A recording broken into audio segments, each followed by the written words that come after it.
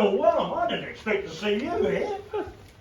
Good to see you again, That's Graham. been 40 years. Good to see you again, Graham. After all, it is a 40th year reunion. To tell you the truth, I spotted you earlier, but I had to whip out to the class photos to remember your name. But the old summer's coming on. You and me both, mate, but at a glance, I'd say the years have been kind to the two of us. Looking at some of them here. Yeah. Have you seen anyone from our era? Few, but I've been looking for that hot to trot Barbara Murdoch. It's actually years ahead of her age. I don't think she showed up. I wonder where the hell she ended up. I married him. Oh, no! Honest. No, that's all right. As soon as the baby arrived, I recognised it wasn't the same ethnic heritage as my own, and I was out of there like a shot. Well, you live and learn. After that episode, I learned to live. Oh, you're still single then? Yep, got my fingers burnt, I kept my pride intact. The wife didn't want to come, didn't want me pointing out all my old girlfriends. Funnily enough, looking at the photos in the hall over there, most of my old flames have got an asterisk after their name. Tonight's deceased. Yeah, it's a shame. The wife would have loved to see that and probably enjoyed the day. Yeah, I see what you mean. Hey, I heard earlier as a large group of ladies over there took off their name badges and challenged the guys to recognise them. Yeah, I recognised the instigator. She was in our class. And I rushed over and made a big scene.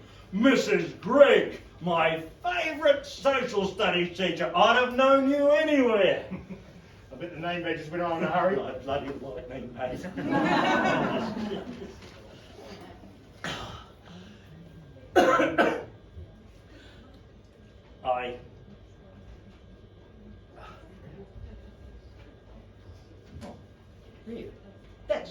I recognise that face. Over there with the gorgeous blonde dolly bird hanging off his arm. Half his bloody age. Now what the hell was his name now? That's Fred Mason. Oh, not the Fred Mason. Last in every subject and only good for propping up the second 15 scrum at lock. The very one. I got talking to him earlier. That's his B&W stretch limo out front with a chauffeur cleaning it. He lives in a huge mansion in the North Shore. Well, that's when he's not sailing around the South Pacific in his 60-foot yacht. He left school the day he turned 15. And with a bit of help from his dad, scraped up enough money to buy his first septic tank truck. Well, he lived in Brighton where there was no sewage, so he did really well. One thing led to another, and now he's got the biggest fleet of septic tank trucks in the country. Well, that seems to make sense because he was always in the shit here at school. Now, there's a face I do remember.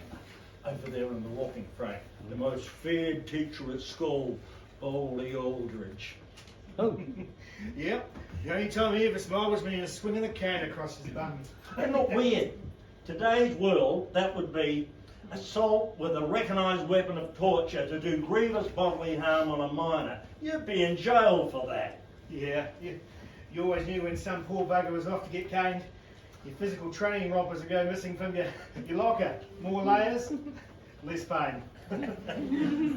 Speaking of caning, you must remember the time when our whole class was kept in after school because no bugger would own up as to who cut up Mr. Kellett's cane, stuck it back together again, and when he picked it up, the bloody thing disintegrated. That's a good one. That was you! You bastards!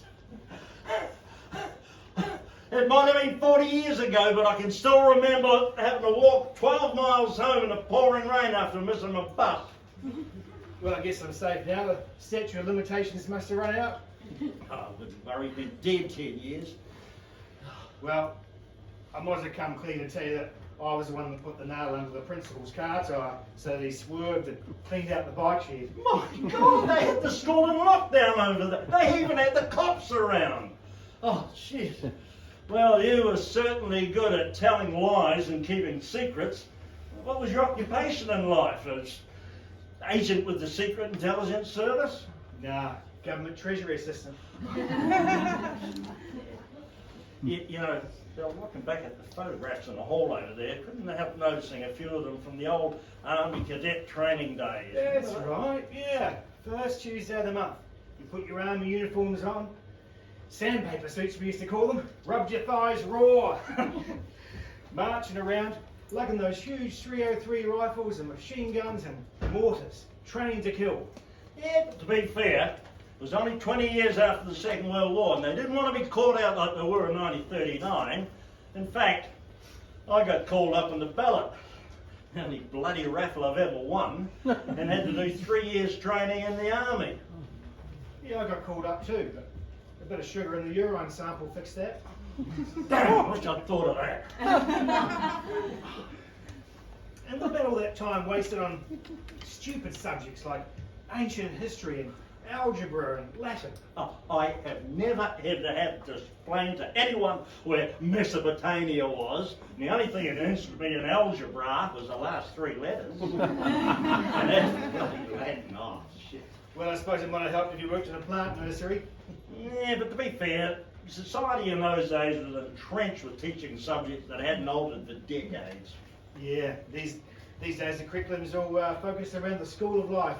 What about all that time wasted learning French, when if you and I had learnt Mandarin and a couple of Chinese dialects, we'd be running an import-export office from the top of a Beijing tower. Yeah, right. You know, I was very impressed by the range of school uniforms they'd had over in the foyer there, through the years. Yeah, so was I. Well, I was a bit disappointed they didn't include the girls' training rompers. That would have embarrassed a few of them here today. They look quite sexy in the day. Bloody uniform. Socks had to be pulled right up. Cap 2 fingers off the eyebrow. Jacket buttoned right up. I mean, the caps are gone these days, but the cost for kitting out kids for school uniform these days must be horrendous. Yeah, and to think that a year 13 student on his or her way home from school can legally stop into the local pub, do their homework on the laptop over a couple of ales. Yeah, that's right. And all you hear and read about on social media is those young ones saying that we baby boomers had the best of life. Well, you know, sure, we had the concrete playgrounds, built tree huts, and played roughhouse games, rode a bike with no light or helmet, but geez, I think I'd rather be able to go to the pub and have a beer. You and me both, mate. Hey, look, it's almost 3. They're doing our class photographs over in the hall. We better get a move on, come on. No, not me, mate. They'll plaster the photos all over Facebook and they'll start comparing age degradation. If I don't show up, they'll use the photo from the 25th reunion and I'll look great. You just talked me out of it. Think I'll do the same. Come to the next reunion? Nah, mate. It would just be like, we say the same things, it would just be like deja vu. So, why don't we keep an eye out for each other's names and the notices in the back page of the paper? And I'll see you there. Or vice versa. Oh. Ah.